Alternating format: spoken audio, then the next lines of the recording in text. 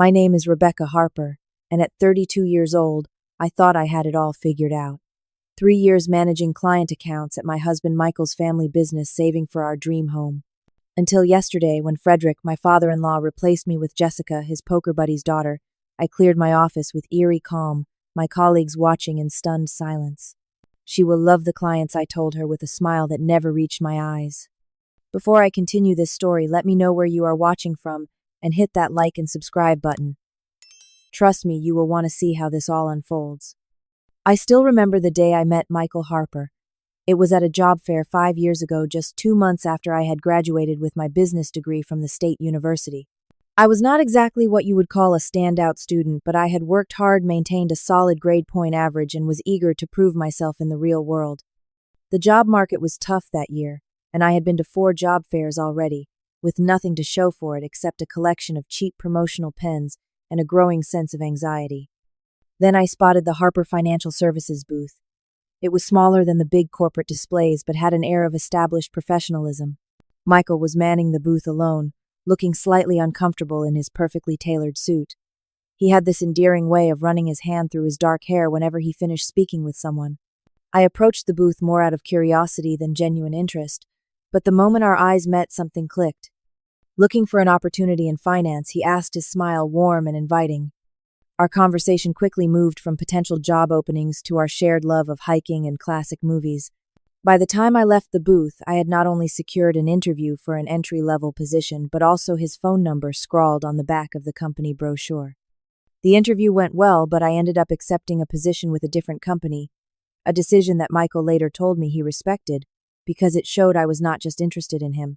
We started dating, and I discovered that Michael was the only son of Frederick Harper, the founder and CEO of Harper Financial Services. Unlike many who inherit family businesses, Michael was humble, hard-working, and determined to prove his worth beyond his last name. Our relationship progressed naturally. Michael was attentive and supportive of my career, and I found myself falling deeply in love with his kind heart and quiet ambition. When he proposed a year later during a sunrise hike to our favorite mountain viewpoint, I said yes without hesitation. Our wedding was small but elegant, with just close friends and family. Frederick Harper gave a toast that brought tears to my eyes. Michael has always had an eye for quality, he said, raising his glass in my direction. Rebecca, you are not just gaining a husband today, but a family, and if you want it, a place in our company. We could use someone with your intelligence and drive. At first, I was hesitant about working for my in-laws. I had always valued my independence, and the thought of mixing family and business made me nervous. But after 6 months at my current job facing limited growth opportunities, I decided to accept Frederick's offer. It seemed like the perfect chance to be part of something meaningful while working alongside people I cared about. I started in a junior position despite my prior experience wanting to earn my place rather than be seen as the boss's daughter-in-law who got special treatment. Those early days were challenging. Some employees were skeptical, watching for signs of favoritism. But I put in longer hours than anyone and took on the clients nobody wanted. Within a year, I had proven myself worthy of promotion. I had a natural talent for client relations, particularly with the more difficult personalities that others struggled to manage. Frederick noticed, and I was moved up to managing several small client accounts. You have a gift, Rebecca, Frederick told me during my performance review. You make people feel heard and valued. That is something that cannot be taught. By my 2nd year, I was handling mid-size accounts and had begun developing a relationship with Martin Roberts, the owner of Roberts Manufacturing, the largest client in our portfolio. Martin was notoriously difficult to please and had gone through 3 account managers before me. He was gruff, demanding, and expected immediate responses at all hours. But I quickly learned how to navigate his communication style. You are the first person who actually listens, Martin told me, after I had successfully renegotiated terms that saved his company thousands of dollars while maintaining our profit margin. Most people just wait for their turn to speak. At home, Michael and I were happy. We had started saving for a house, dreaming of a colonial-style home with a wraparound porch and enough bedrooms for the children we hoped to have someday. Michael had been promoted to head of investment strategy at Harper Financial, and we often spent evenings discussing our respective days, offering each other advice and support. Frederick seemed genuinely pleased with my contributions to the company. At family dinners, he would often bring up my accomplishments, boasting to relatives about how I had secured a difficult client or navigated a complex negotiation. "Rebecca has the Harper touch," he would say, "even better than some born with the name." Those words always filled me with pride and a sense of belonging. By my third year, I was managing our top-tier client relationships, including Roberts Manufacturing, which alone accounted for 25% of our entire company revenue. I had built a small team of dedicated account specialists who shared my client-centered approach. Our department's satisfaction ratings were the highest in the company's history, and client retention was nearly perfect. Life was good. I felt secure in my position, valued for my contributions, and excited about the future. Michael and I had found the perfect house and were in the final stages of mortgage approval. Frederick had hinted at another promotion, possibly to director level, which would come with equity in the company. I never saw the storm coming until it was too late. The first subtle shift happened about 6 months ago when Frederick started hosting weekly poker nights at his home. These gatherings quickly became sacred to him, and he would cancel other plans to ensure they happened without fail. The regular players included several of his college friends, a couple of local business owners, and Walter Davis, the CEO of a mid-sized tech company who had recently moved to our area. At Sunday family dinners, Frederick would often recount stories from these poker nights, and Walter's name began to feature prominently in these tales. Walter's daughter just completed her MBA at Wharton, Frederick mentioned one evening, his voice tinged with admiration. Top of her class, apparently. She turned down offers from several Wall Street firms. I nodded politely, not thinking much of it at the time. Frederick continued, "Jessica, that is her name. Walter says she has a natural business acumen. Reminds me of myself at that age." Looking back, I should have noticed how Frederick's eyes lingered on me after making that comment, assessing my reaction. But I was preoccupied with thoughts of the Roberts Manufacturing contract renewal coming up, and simply smiled before changing the subject. The following week, I noticed Frederick was less engaged during our regular Monday morning meeting. Usually he would pepper me with questions about client status and offer strategic insights. That day, he checked his watch repeatedly and seemed distracted by emails on his phone. "Is everything all right, Frederick?" I asked as the meeting concluded. Fine, he replied without looking up. "Just busy. By the way, there was a small error in the Roberts proposal. Amanda caught it before it went out, but you should be more careful." I was stunned. I had personally reviewed that proposal 3 times, and Michael had looked it over as well. We had found no errors. Later that day, I asked Amanda, my assistant, about the supposed mistake. "Error?" She frowned, confused. There was no error. Frederick asked me to review it, but it was perfect as usual. This pattern continued over the next few weeks. Frederick became increasingly critical of my work, finding fault with presentations that had previously met his high standards. He began excluding me from meetings with potential new clients, claiming he did not want to overwhelm them with too many faces. When I presented innovative ideas during team meetings, he would dismiss them without consideration, only to present similar concepts days later as if they were his own. Michael did not seem to notice these changes. When I tried to discuss my concerns with him, he shrugged them off. "Dad is under a lot of pressure with the expansion plans," he explained. "He gets like this sometimes. Do not take it personally." But it felt personal, especially when Frederick began mentioning Walter's daughter in strategic planning sessions. "Jessica Davis has some fascinating perspectives on digital transformation in financial services," he would say. "Perhaps we should consider some of her approaches." I doubled down on my efforts, working later hours and going above and beyond for our clients. I organized a surprise birthday celebration for Martin Roberts, arranging for his favorite restaurant to deliver lunch to his office, along with a custom cake designed to look like the vintage motorcycle he was restoring. Martin was touched by the gesture and called Frederick directly to commend my thoughtfulness. That evening, Frederick called me into his office. I expected praise for strengthening our relationship with our most valuable client. Instead, he seemed irritated. "While I appreciate your dedication to client relationships, Rebecca, we need to maintain professional boundaries," he said coolly. The birthday gesture seemed a bit excessive. I was bewildered. "Martin appreciated it," I defended. "He even called you to say so." Frederick waved his hand dismissively. "Yes, but we are not in the business of party planning. Just stick to the financial aspects of the relationship in the future." As I left his office confused and hurt, I noticed a framed photograph on his desk, that had not been there before. Frederick, with his arm around Walter Davis, both men smiling broadly on what appeared to be a golf course. The following weekend, Michael and I were invited to dinner at Frederick and Eleanor's home. As we arrived, I noticed an unfamiliar luxury car in the driveway. "Looks like we have company," I remarked to Michael. "Oh, Dad mentioned Walter might stop by with his daughter," Michael replied casually. "He wants us to meet her." The dinner was uncomfortable from the start. Jessica Davis was strikingly beautiful, impeccably dressed, and radiated confidence that bordered on arrogance. She dominated the conversation, dropping names of prestigious professors from Wharton and referring to case studies she had worked on with major corporations during her internships. Of course, the problem with most financial service firms today is their resistance to innovative disruption, she declared, looking directly at me. They cling to outdated relationship models instead of embracing data-driven strategies. Frederick nodded enthusiastically at everything she said while Walter beamed with paternal pride. I noticed how Frederick kept steering the conversation toward Harper Financial, describing challenges and asking for Jessica's opinion as if she were a seasoned consultant rather than a recent graduate with zero real-world experience. After dinner, as Eleanor served coffee in the living room, I excused myself to use the restroom.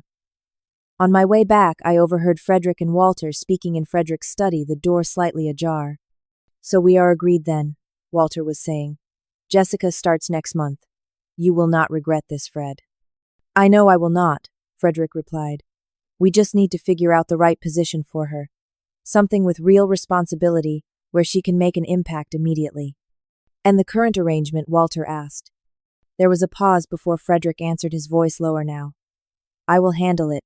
Some restructuring is overdue anyway." My heart began to race as I quietly stepped away from the door. I told myself I was overreacting, that they could be talking about any position, any current arrangement. But deep down I knew. The signs had been there all along and I had refused to see them. That night I barely slept, my mind racing with possibilities and contingency plans. When Michael asked what was wrong, I could not bring myself to share my suspicions. How could I accuse his father without concrete proof? What if I was wrong? But I was not wrong, and the confirmation came sooner than I expected. Monday morning arrived with deceptive normalcy. I got to the office early. As was my habit, reviewed the week's client meetings and prepared notes for my team's status update. At 9:15, Janice Frederick's executive assistant called. "Rebecca, Frederick would like to see you in his office right away," she said, her voice carefully neutral. Something in her tone made my stomach tighten.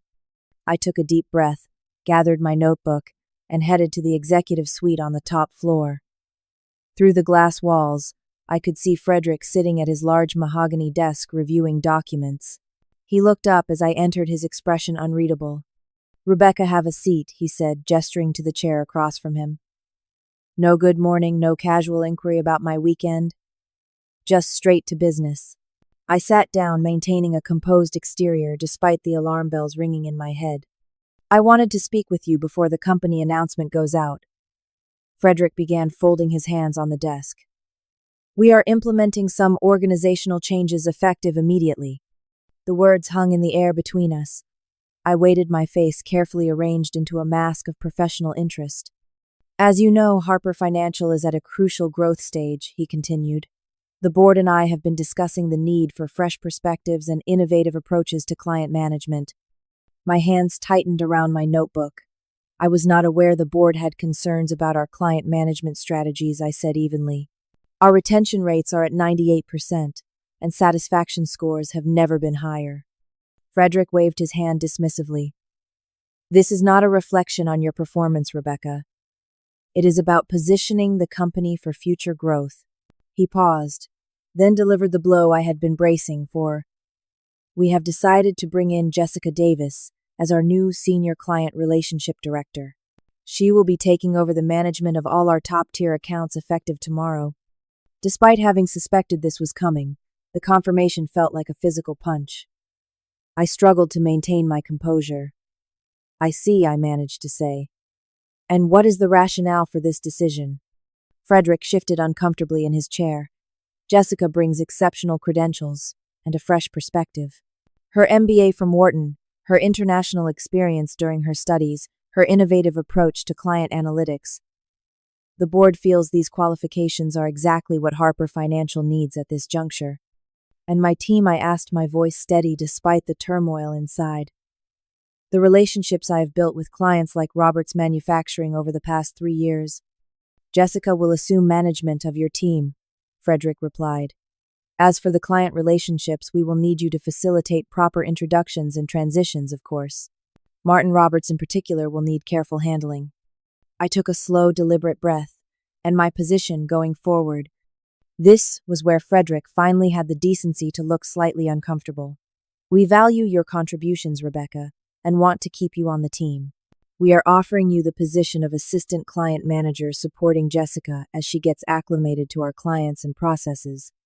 Assistant, I repeated. To someone with no practical experience in client relationship management, may I ask about the compensation adjustment for this new role? Frederick cleared his throat. There would be an adjustment, yes. The base salary would be reduced by 30%, though there is a bonus structure based on team performance. 30%. After 3 years of 60-hour weeks of sacrificing weekends and vacations to support clients of generating millions in revenue for Harper Financial, I felt ice forming around my heart. This is because she is Walter Davis's daughter, I stated, not a question but a fact. Frederick's expression hardened. This is a business decision, Rebecca. Walter's friendship with me has nothing to do with Jessica's qualifications. And I would remind you that you yourself benefited from family connections when you joined this company. The comparison stung with its unfairness. I had started at entry level and worked my way up through demonstrated results. Jessica was being parachuted into a senior position with no relevant experience. I need some time to consider this offer, I said, rising from my chair. Of course, Frederick replied, visibly relieved that I had not made a scene. Take the day if you need to. Jessica starts tomorrow, so we will need your decision by end of day. I walked out of his office with my head high past Janice, who could not quite meet my eyes, past curious colleagues who had noticed my meeting with the CEO. I closed my office door, sat at my desk, and allowed myself exactly 5 minutes to process what had just happened. Then I began making calls. That evening I presented Michael with the facts as directly as I could. We were in our kitchen, the dinner I had prepared, growing cold between us as I recounted the meeting with his father. Dad did what Michael's expression shifted from confusion to disbelief. That cannot be right. There must be some misunderstanding. There is no misunderstanding, Michael, I said quietly. Your father is replacing me with Walter Davis's daughter and offering me a demotion with a significant pay cut. Michael ran his hand through his hair, a gesture that used to endear him to me, but now just reminded me of his father. I am sure Dad has good reasons. Jessica is highly qualified with her MBA from Wharton. And what about my qualifications, I asked. What about the relationships I have built, the revenue I have generated? Does none of that matter? Michael looked uncomfortable. Of course it matters, but this is a family business, Rebecca. Dad has the right to make these decisions. Maybe he sees something in Jessica that could benefit the company long term. I stared at my husband, suddenly seeing him clearly for perhaps the first time. This is a family business, I repeated slowly. And what am I, Michael? Am I not family? That is not what I meant, he backpedaled. Of course you are family. It is just complicated. No, it is actually very simple. I replied, my voice steady, despite the pain blooming in my chest. Your father made a decision that devalues my contributions and expertise, and you are choosing to support that decision instead of standing up for your wife. Rebecca, be reasonable, Michael pleaded. Fighting this will only make things worse. Dad controls the company. He controls our future there. Our future? I repeated the words, tasting bitter. Is that what this is about? You are afraid standing up for me might impact your position. Michael's silence was answer enough. In that moment, I felt a fundamental shift in our relationship, as if the foundation I thought we had built had been revealed as nothing more than sand. I will go in tomorrow, I said finally. I will transition my clients to Jessica as professionally as possible. But I will not accept the assistant position. What will you do? Michael asked, concern finally showing in his expression. I met his gaze steadily. I will figure that out. but I will not stay where I am not valued. That night we slept with an ocean of silence between us. As I stared at the ceiling, I made a decision. I would not let this betrayal define me. Instead, I would use it as a catalyst for something better. I arrived at the office early the next morning before most of my colleagues. I needed this quiet time to center myself to prepare for what would undoubtedly be one of the most challenging days of my professional life. I had already decided how I would handle this with dignity, professionalism, and a calm that would unnerve those who expected me to break down. At precisely 9:30, Frederick entered the open office area with Jessica Davis walking confidently at his side. She was dressed in an expensive designer suit, her blonde hair pulled back in a sleek ponytail, diamond studs glittering in her ears. Frederick cleared his throat loudly, and the office buzz quieted. Everyone, I would like to introduce Jessica Davis, our new Senior Client Relationship Director. Frederick announced, his voice carrying across the room. Jessica comes to us with an MBA from Wharton and innovative ideas that will help take Harper Financial to the next level. She will be taking over management of our premium client relationships effective immediately. Jessica stepped forward with a practiced smile. I am so excited to join the Harper Financial family, she said, her voice polished and smooth. I have been admiring your work from afar, and I cannot wait to bring my expertise to help elevate our client relationships even further. I noticed several of my team members exchanging uncomfortable glances. Amanda, my assistant, caught my eye with a look of disbelief and sympathy. Frederick continued, Rebecca will be helping with the transition today before moving on to other opportunities. Not even a thank you for my years of service, not a single acknowledgement of my contributions. Just a vague reference to other opportunities that made it sound like I was being promoted rather than pushed out. After the announcement, Frederick led Jessica to my office where I was waiting. Rebecca, thank you for coming in today, he said formally, as if I were a contractor rather than a dedicated employee of 3 years. I know Jessica appreciates your assistance with the handover. I nodded professionally. Of course, I have prepared detailed notes on all our major clients. Jessica glanced around my office, her eyes lingering on the certificates on the wall, the framed photo of Michael and me, the small collection of thank you cards from clients displayed on my bookshelf. This is a lovely office, she commented. The corner view is spectacular. You will have plenty of time to enjoy it, I replied evenly. Shall we get started with the client profiles? For the next 3 hours, I attempted to condense 3 years of client relationship building into a crash course. I explained Martin Roberts' preference for early morning calls, Bradley Wilson's concern about his daughter's college fund, Diane Thompson's recent divorce, and how it affected her investment strategy. I detailed the quarterly review process I had developed, the personalized touchpoints that had proven so effective in client retention, the warning signs that indicated a client might be considering moving their business elsewhere. Jessica nodded frequently but took minimal notes. She interrupted often with phrases like, At Wharton we learned a more streamlined approach, or the current trend in client management actually suggests. I could tell she was only half listening, more interested in asserting her academic knowledge than understanding the human elements that made these client relationships successful. At lunchtime, Amanda knocked on the door. Rebecca, do you have a minute? She asked, pointedly ignoring Jessica. Of course, I said, grateful for the break. Jessica, why don't you review the client files I have prepared? I will be back shortly. In the break room, Amanda did not mince words. This is absolute garbage, she whispered fiercely. Everyone knows why she is really here. Walter Davis has been fishing for a job for his precious daughter for months, and Frederick finally took the bait. I sighed, pouring myself a cup of coffee. It is what it is, Amanda.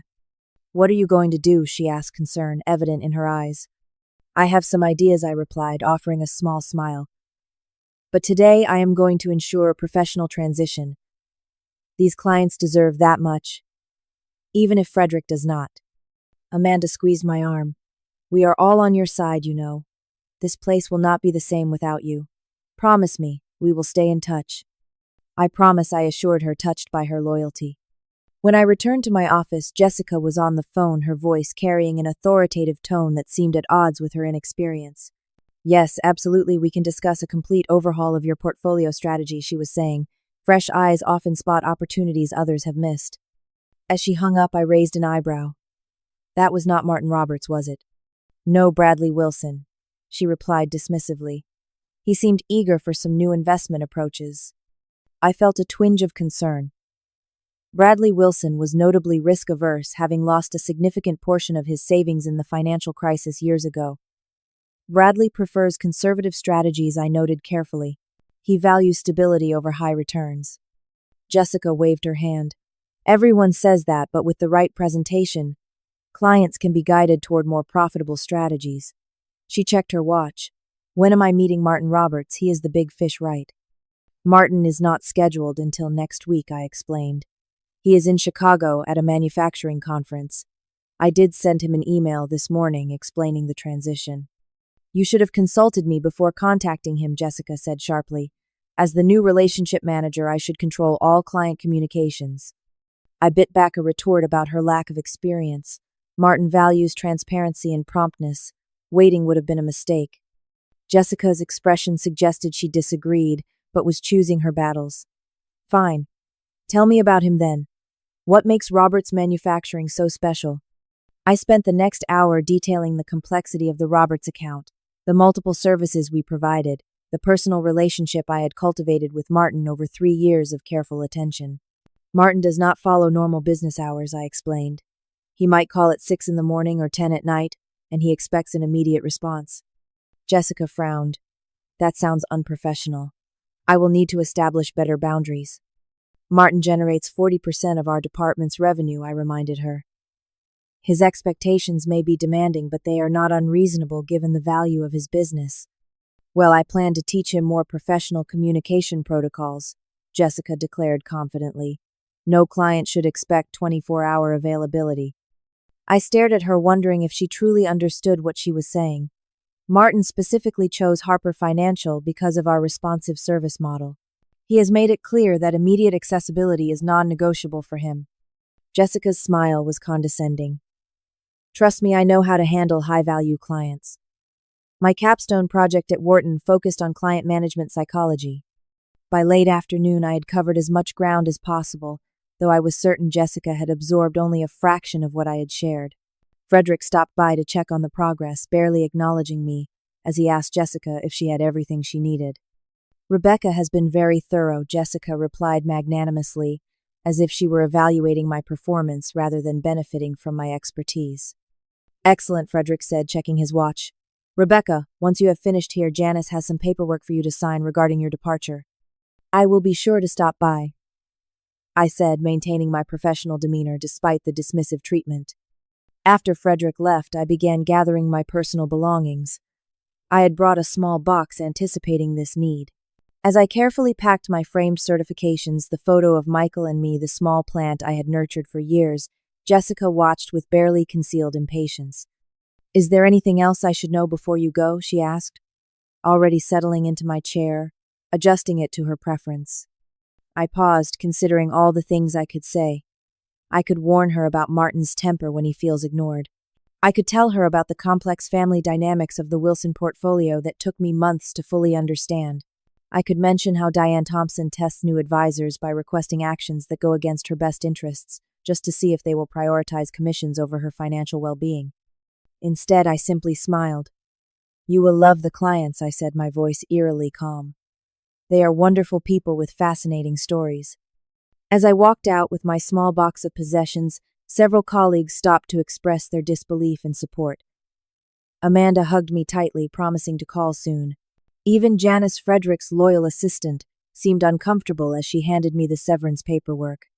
He is making a mistake, she whispered, glancing toward Frederick's office. We all know it. I signed the documents without reading them in detail, knowing the terms would be exactly as Frederick had outlined, minimally generous, legally sufficient, nothing more. As I handed the signed papers back to Janice, Frederick emerged from his office. Rebecca, he said, his tone formal. I trust the transition went smoothly. Perfectly, I replied with a smile that did not reach my eyes. Jessica has everything she needs to succeed. Something in my calm demeanor seemed to unsettle him. Perhaps he had expected tears, anger, or pleading. My composure clearly made him uncomfortable. Good, he said, shifting his weight. Well, I wish you the best in your future endeavors. Thank you, Frederick, I replied. I am sure our paths will cross again soon. As I walked out of Harper Financial for the last time, I felt strangely light.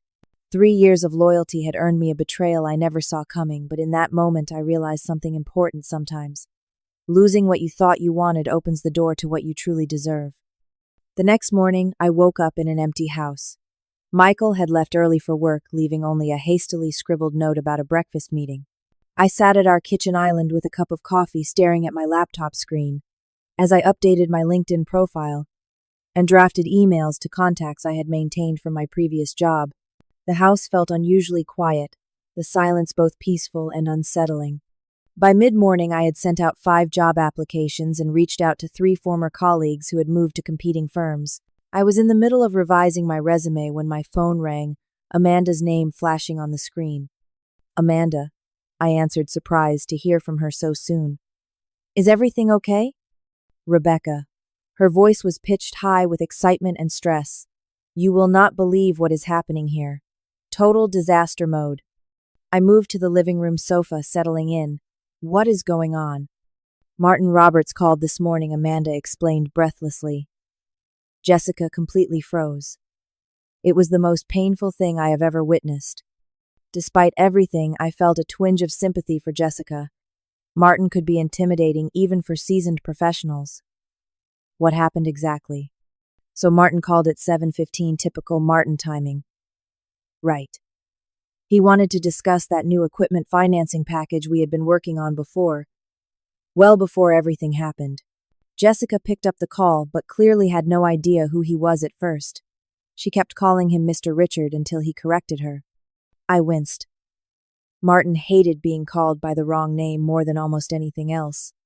Then Amanda continued. He started asking specific questions about the terms we had discussed last month, and Jessica had nothing.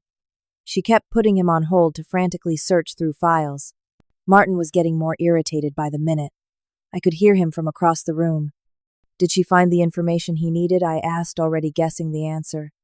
"No." She finally told him she would need to review the file more thoroughly and get back to him later today. "Rebecca, you know Martin never calls unless he needs immediate answers." He was livid. "Started demanding to know where you were."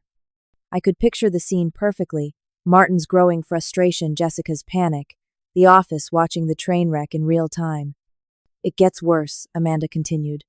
Jessica told him the company was moving in a new strategic direction and suggested they might want to revisit the entire financing structure to incorporate more contemporary financial vehicles. "Oh no," I breathed. Martin's equipment financing package had been carefully structured to match his company's cash flow projections.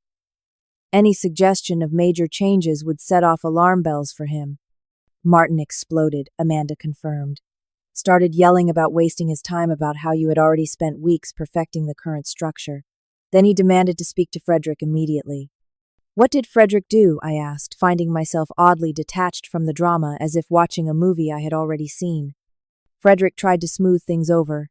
Took the call in his office. But 20 minutes later, he came out looking like he had seen a ghost. Called Jessica in right away. I could not hear everything, but there was definitely shouting." I glanced at the clock. Barely 24 hours since I had left, and the carefully cultivated client relationships were already beginning to crumble. "That is not all," Amanda added, lowering her voice. "Diane Thompson and Bradley Wilson both called this morning too. Apparently Jessica sent out a generic email to all clients last night, introducing herself and suggesting portfolio restructuring consultations to optimize their investment vehicles for maximum growth potential." I closed my eyes briefly. Jessica had essentially proposed high-risk strategies to our most conservative clients, completely ignoring everything I had told her about their preferences and risk tolerance. "Bradley called specifically asking for you," Amanda continued. "When I told him you were no longer with the company, he went quiet for a moment, then said he would be reconsidering his options. And Diane was furious about the suggestion to move her recent divorce settlement into high-yield bonds. She said, and I quote, 'If this is the direction Harper Financial is heading, I need to find advisors who actually listen to my needs.'" "How is Jessica handling all this?" I asked. "She is in complete panic mode," Amanda replied with undisguised satisfaction. "Running around trying to find files, asking everyone what to do. She keeps saying things like, 'This is not how we were taught to handle clients at Wharton, and these clients are unreasonably demanding.'" Just then I heard a beep indicating another call coming in. I checked the screen and felt a surge of surprise. Amanda, I need to go. Frederick is calling me. Oh my God, Amanda gasped. Are you going to answer? Of course, I replied. Talk soon. I switched to Frederick's call, keeping my voice neutral. Hello, Frederick. Rebecca. His voice sounded strained, missing its usual confident tone. How are you? I am well, thank you. What can I do for you? There was a brief pause before he spoke again. We seemed to be having some transitional difficulties with a few clients. Martin Roberts in particular is quite upset. I am sorry to hear that, I replied, offering nothing more. Frederick cleared his throat. Rebecca, I am wondering if you might be willing to come in for a few hours just to help smooth things over. Perhaps speak with Martin, directly reassure him about the continuity of service. I allowed the silence to stretch for a moment before responding. Frederick, correct me if I am misunderstanding. But are you asking me to help fix a problem that was created when you replaced me with Jessica? This is just a temporary adjustment period, he said defensively. Jessica is extremely qualified, but some of these client relationships are uniquely complex.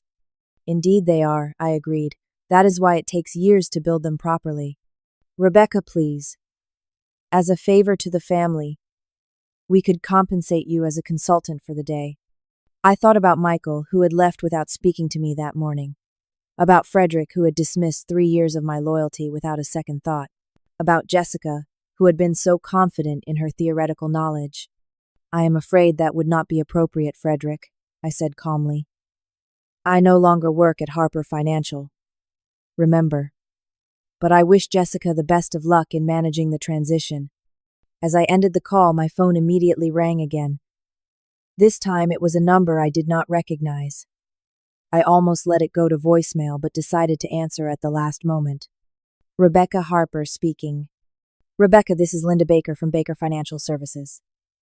The woman's voice was brisk and professional. I hope you do not mind me calling you directly. We have a mutual acquaintance. In Martin Roberts. I sat up straighter. Baker Financial was Harper's main local competitor. A smaller but well-respected firm known for excellent client service. Not at all, Miss Baker. How can I help you? Please call me Linda. I just got off the phone with Martin, who had some very interesting things to say about you. He seems quite distressed about recent changes at Harper Financial. I see, I replied carefully. Martin speaks very highly of your professionalism and client management skills, Linda continued. He mentioned you are no longer with Harper. Is that correct? Yes, as of yesterday. Excellent timing. Linda said, a smile evident in her voice. I have been looking to strengthen our client relations team for some time. Would you be interested in coming in to discuss potential opportunities at Baker Financial, say, tomorrow morning? I felt a surge of something I had not experienced in the past 24 hours. Hope. I would be very interested, thank you. Wonderful. Does 9:30 work for you? I will text you our address. After ending the call, I sat in silence for a few moments, processing the rapid turn of events. My phone buzzed with a text from Amanda Frederick. Looks like he is about to have a stroke. Jessica is crying in the bathroom. 3 more clients called asking for you specifically. I did not reply immediately. Instead, I went to our home office and began printing copies of my resume and gathering documents for my interview tomorrow. As I organized my portfolio, I felt strangely calm, almost serene. When life pushes you off one path, sometimes it is guiding you toward a better one. My phone rang again later that afternoon. Michael's name appeared on the screen. I let it go to voicemail, then listened to his message. Rebecca, things are crazy here. Dad is asking if you would reconsider coming in to help with the Roberts situation. Call me back when you can. I did not call him back. Instead, I texted, I have an interview tomorrow morning. We can talk tomorrow evening. That night, I prepared carefully for my interview, researching Baker Financial thoroughly and planning my outfit. Michael came home late, looking exhausted and stressed. He tried to engage me in conversation about the day's events at Harper Financial, but I gently deflected. I have moved on, Michael, I told him quietly. And tomorrow I am taking the first step toward my new future. He looked at me with a mixture of admiration and concern. I have never seen you like this before. I smiled, realizing he was right. That is because I have never been exactly like this before. Sometimes it takes losing something to discover what you are truly capable of. As I fell asleep that night, I felt a strange sense of gratitude toward Frederick and Jessica. Their actions had pushed me off a comfortable path and toward an uncertain but potentially much more rewarding future. Sometimes betrayal becomes the catalyst for transformation. The Baker financial offices were smaller than Harper's, but beautifully appointed with a warm, inviting atmosphere that immediately put me at ease. Linda Baker, a sharp-eyed woman in her early 50s, greeted me personally in the reception area. "Rebecca, thank you for coming in on such short notice," she said, shaking my hand firmly. "I have been hearing your name in client circles for some time now." The interview was unlike any I had experienced before. Rather than feeling like I was being evaluated, it felt more like a strategic conversation between potential partners. Linda asked insightful questions about my client management philosophy, listened attentively to my answers, and shared her own vision for Baker Financial's future. "We pride ourselves on exceptional client service," she explained. "Our goal is not to be the biggest firm in town, but to be the one clients trust most completely." By the end of our 2-hour conversation, Linda leaned back in her chair with a satisfied expression. "Rebecca, I think you would be an excellent fit for Baker Financial. I would like to offer you the position of Director of Client Relations with the authority to build your own team." I tried to maintain my professional composure, but my surprise must have shown. "That is very generous, Linda." "It is not generosity, it is good business," she replied frankly. "You have a proven track record of building strong client relationships, and that aligns perfectly with our values. Now about compensation," she continued, sliding a folder across the desk. "This is our offer." I opened the folder and nearly gasped. The base salary was 40% higher than what I had been making at Harper, with a bonus structure tied directly to client retention and satisfaction rather than just revenue generation. "This is very competitive," I managed to say. Linda smiled. "We value what you bring to the table, Rebecca, and we believe in compensating accordingly. There is also a signing bonus that should help ease any transition concerns." I accepted the offer on the spot, agreeing to start the following Monday. As we shook hands to seal the deal, Linda added, "By the way, I have allocated a budget for you to build your team. If there are any particular talents at Harper you think might be interested in a change, feel free to reach out to them." I thought immediately of Amanda and a few other colleagues who had shown exceptional client focus. "Thank you, I just might do that." When I arrived home that afternoon, I found Michael waiting for me, having left work early. His expression was a mixture of anxiety and hope. "How did the interview go?" he asked tentatively. I set my portfolio down on the coffee table. "They offered me the position of Director of Client Relations with the authority to build my own team. The compensation is significantly better than what I was making at Harper." Michael's eyes widened. "That is, wow, Rebecca. Congratulations." "Thank you," I replied, sitting down across from him rather than beside him. "I accepted. I start on Monday." Michael nodded, slowly processing this information. "Dad has been trying to reach you. Things are getting worse at the office. Martin Roberts is threatening to pull all his business." "That is unfortunate," I said evenly, "but no longer my concern." "Rebecca," Michael began, his voice taking on a pleading tone, "I know you are upset and you have every right to be. But this is affecting the whole family now. Dad admitted he made a mistake with Jessica. He is willing to offer you your position back with a raise." I looked at my husband. Really looked at him, wondering when he had become someone who would try to pull me back into a situation that had caused me such pain.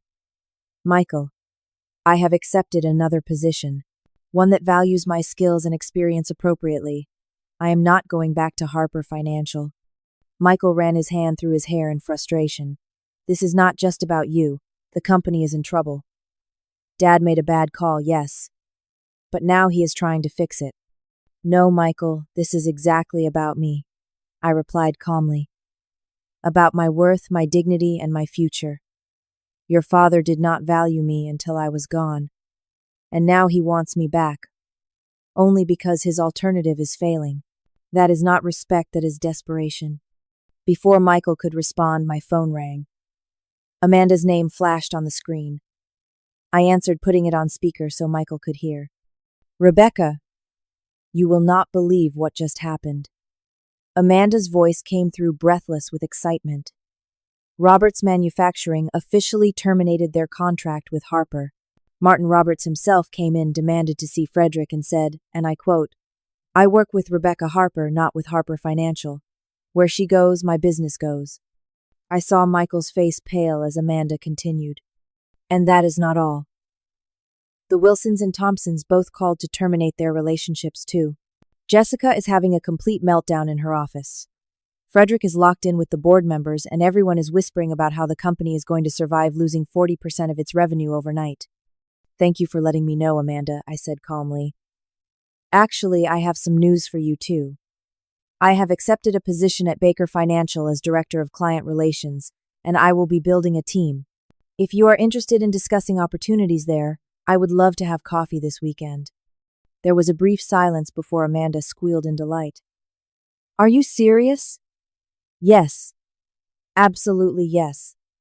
Text me when and where."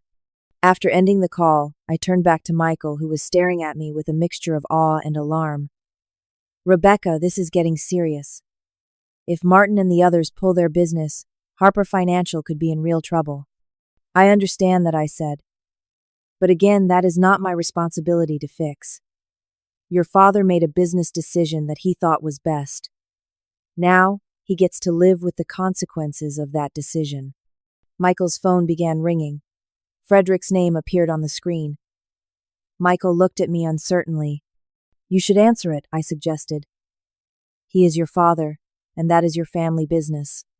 As Michael took the call in the other room, I sat quietly reflecting on the extraordinary turn of events. In just 48 hours, I had gone from being unceremoniously pushed out of a company I had helped build to being actively courted by its competitors and clients. It was a powerful reminder that true value always finds its recognition, even if not where you initially expected it. Michael returned, looking even more distressed. "Dad wants to meet with you. He is willing to come here to our house tonight. He says it is urgent." I considered this for a moment. I am not interested in discussing employment with Harper Financial, but if he wants to speak with me as family, I will hear what he has to say. 3 hours later, Frederick Harper sat uncomfortably on our living room sofa. Gone was the confident CEO who had dismissed me so easily just days before. In his place was a visibly stressed man who looked like he had aged years in days. "Rebecca," he began, his voice lacking its usual authority.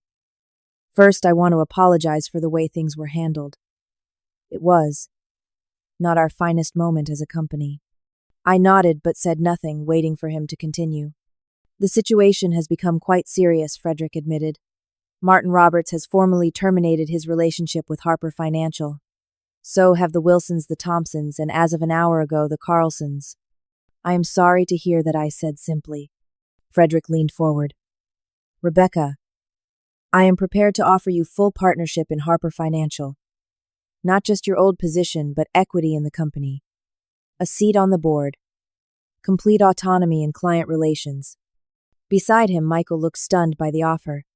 I remained composed. "That is a generous proposal, Frederick, but as I told Michael, I have accepted a position with Baker Financial. I start on Monday." Frederick's face tightened. "Baker Financial, Linda Baker, has been trying to compete with us for years." "Yes, and now she has hired me to build a client relations team focused on exceptional service and relationship management," I replied. "Principles that used to be at the core of Harper Financial's philosophy as well." "You cannot take our clients with you," Frederick said, a hint of his old authority returning to his voice. "There are non-compete clauses, legal considerations." I smiled slightly. "I have not solicited any clients, Frederick. Martin Roberts called Linda Baker directly after terminating his relationship with Harper. The same with the Wilsons and others. They made those decisions independently based on how they were treated after I left." Frederick looked defeated. "What will it take to bring you back, Rebecca? Name your terms." I shook my head. "This is not a negotiation, Frederick. This is me informing you as family that I have moved on to a new opportunity that better values what I bring to the table. I suggest you focus on rebuilding Harper Financial with the team you have chosen." "With Jessica, you mean?" Frederick said bitterly. Walter's daughter, who has proven spectacularly unable to handle the job. That was your decision, I reminded him gently, just as leaving Harper and accepting Baker's offer was mine. After Frederick left, Michael and I sat in silence for several minutes. Finally, he spoke. I have never seen my father like that before. He looked broken. He made a business decision that turned out poorly, I said. It happens. Michael reached for my hand. I should have supported you from the beginning. I was wrong, and I am so sorry, Rebecca. I allowed him to hold my hand but did not immediately respond. Our relationship had been damaged, perhaps not beyond repair, but significantly enough that simple apologies would not be sufficient. I need time, Michael, I finally said.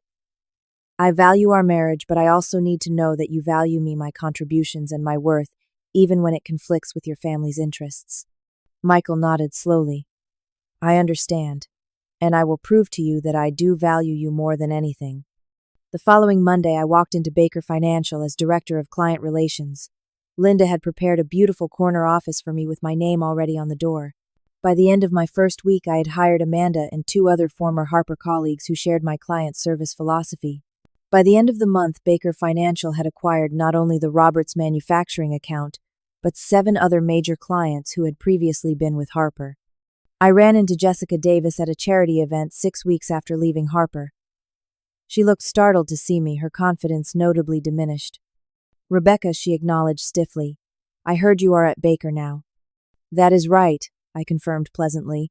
How are things at Harper Financial? Jessica's expression tightened. Challenging. Frederick has moved me to internal operations. Says I need to learn the business from the ground up now. I nodded sympathetically. Sometimes that is the best way to build a solid foundation. As she walked away, I felt no satisfaction in her demotion, only a sense of how things tend to find their proper balance eventually. Jessica had been placed in a position she was not ready for, setting her up for failure. Perhaps now she would have the opportunity to earn her place properly as I had done. Martin Roberts invited me to lunch the following week, insisting on treating me to celebrate our new professional relationship. I told Frederick years ago that you were the real asset at Harper, he confided over dessert. Never could understand why he did not see that until it was too late. I smiled. Sometimes we do not recognize the value of what we have until it is gone. Martin raised his glass in a toast, to new beginnings and proper appreciation. I clinked my glass against his feeling, a profound sense of gratitude for the betrayal that had ultimately led me to where I truly belonged. 6 months have passed since that fateful day when Frederick Harper called me into his office and changed the course of my professional life.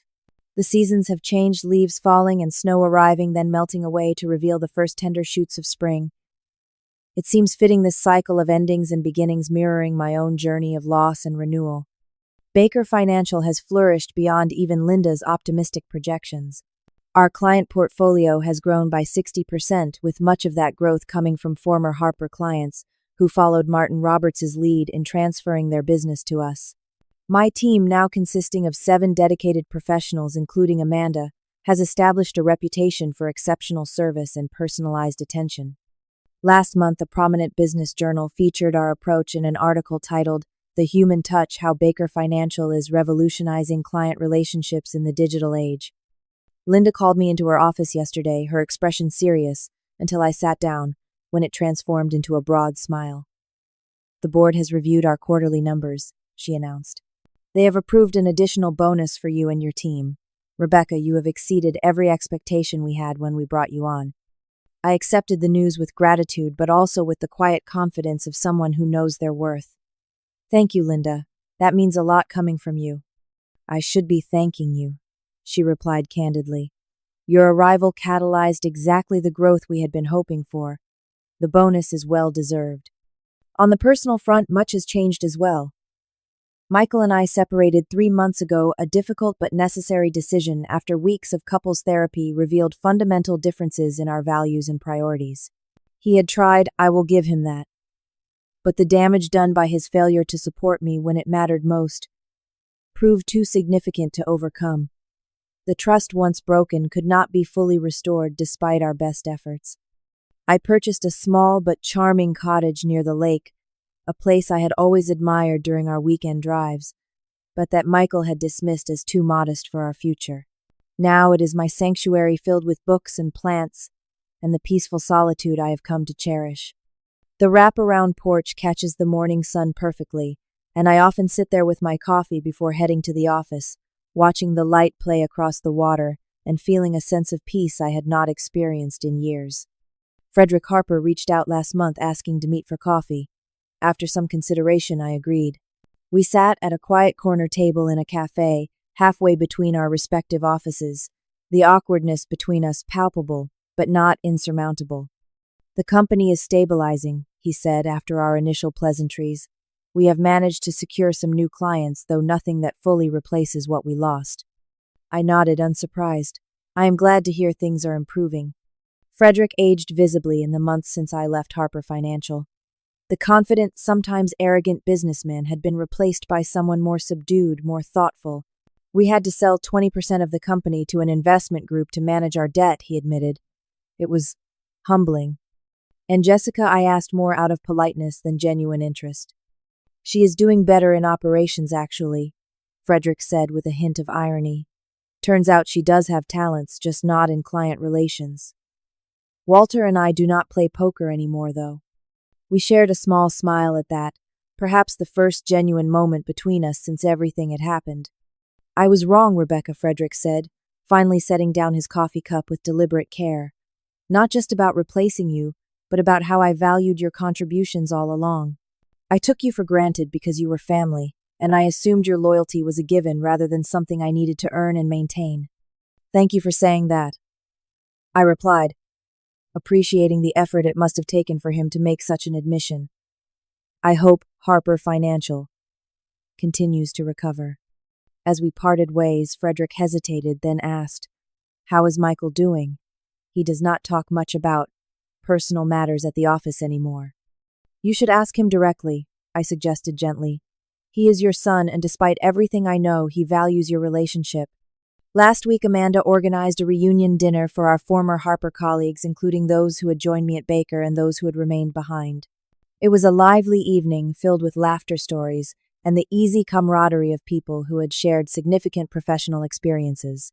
What struck me most was how many of those still at Harper expressed admiration rather than resentment for my decision to leave.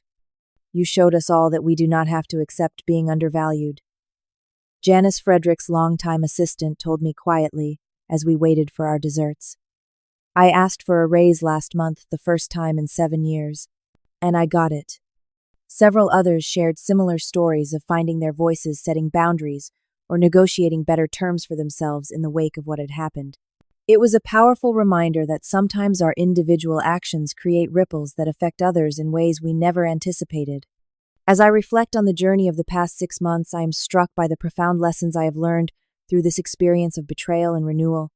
First, our value is not determined by others' perception of us. For 3 years, I had allowed Frederick's assessment of my worth to define my professional identity. It took his betrayal for me to recognize that my skills, my client relationships, and my approach to business had value independent of his acknowledgement. That value did not diminish when he failed to recognize it. It simply found recognition elsewhere. Second, loyalty must be reciprocal to be meaningful. I had given Harper Financial 3 years of dedicated service, often at the expense of personal time and opportunities. I had believed in the company's mission and felt connected to its success. But true loyalty is a two-way street.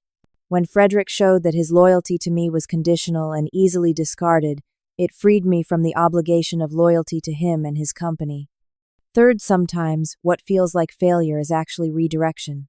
Had I remained at Harper Financial, I would likely have continued in the same role with the same compensation, never discovering what I was truly capable of achieving. Being forced out of my comfort zone, painful as it was, pushed me to seek opportunities that better matched my potential. What initially felt like rejection became the catalyst for significant growth. Fourth, standing up for your worth may be uncomfortable but is ultimately necessary. It would have been easier to accept Frederick's offer of a lesser position to avoid conflict to maintain the status quo in my marriage. But doing so would have meant compromising my sense of self-worth. By standing firm in my value, even when it created tension and discomfort, I honored myself in ways that have led to greater satisfaction and authenticity in all areas of my life. Fifth, family relationships are important, but they should never require the sacrifice of your dignity or self-respect. Michael's inability to support me against his father's poor decision revealed a fundamental imbalance in our priorities. While the end of our marriage brings its own sadness, I recognize now that a truly supportive partnership would have looked very different in that critical moment. This morning, I received an email from a client I had never worked with before, referred by Martin Roberts. "Martin told me you are the best in the business," the email read. "He said you helped him when no one else could, and that you do business with integrity and personal attention that is rare these days." As I drafted my reply, I felt a wave of gratitude for the journey that brought me here. Not gratitude for the betrayal itself, but for what it revealed to me about my resilience, my capabilities, and my worth. I am happier now than I was at Harper Financial, more confident in my abilities, more secure in my professional identity, and more attuned to the importance of mutual respect in all relationships.